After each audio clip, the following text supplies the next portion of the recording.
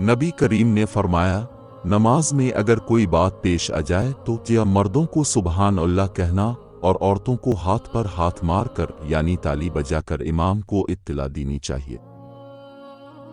نبی کریم نے فرمایا، سبحان اللہ کہنا مردوں کے لیے ہے اور عورتوں کے لیے تالی بجانا۔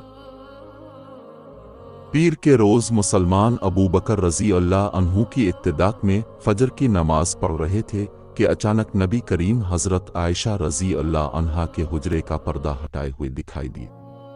آپ نے دیکھا کہ صحابہ صف باندھے کھڑے ہوئے ہیں۔